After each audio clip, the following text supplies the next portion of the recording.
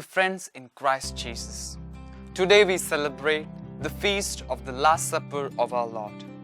The celebration of this day invites us to recall three important things: the institution of the Holy Eucharist, the gift of priesthood, and the mandate of Christian charity or the servanthood. Each of the three are interrelated in such a way that they complement and complete each other. They also manifest threefold functions of Christ: kingly, priestly, and prophetic functions. Christ as a king invited his disciples to dine with him during his Last Supper before his death. In this meal, as a priest, he not only shared the bread and wine with them, but also expressed the sacrificial meaning of his self-giving, which would soon be offered up on the cross. The self-sacrifice on the cross is both a nourishment as bread and wine, and also their ongoing strength. Christ also constituted the apostles as priests, so that whenever they celebrate the Eucharistic meal, they would do it in memory of him, and would also experience his total presence in their midst.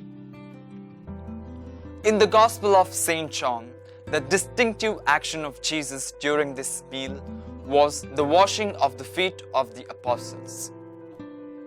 Though this act is usually performed by a slave, yet Jesus, to instruct the 12, carried out this priestly function, that is, the mission of humble service. By washing the feet, Jesus sums up a life of service to God and to his people.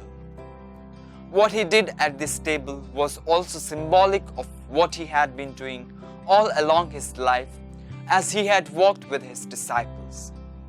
This act too anticipated the meaning of his greatest charity, that is, his sacrificial death on the cross. His death thus became one final act of service to God and to the humanity. After he finished the washing of the feet of his disciples, Jesus, as a prophet, gave them the mandate of Christian charity. If I, therefore, your master and teacher, have washed your feet, you ought to wash one another's feet. Through our baptism, we partake in the kingly, priestly, and prophetic functions of Christ. In the celebration of the Eucharist, we are privileged to receive Christ's gift of self to us, the greatest gift we could ever receive on this earth. We are blessed to experience the real communion with Jesus, a genuine sharing of divine presence that is the heart of this wonderful sacrament. The risen Christ, who shared this meal on the eve of his own passion, hosts us and serves us each time we gather to celebrate the Eucharist.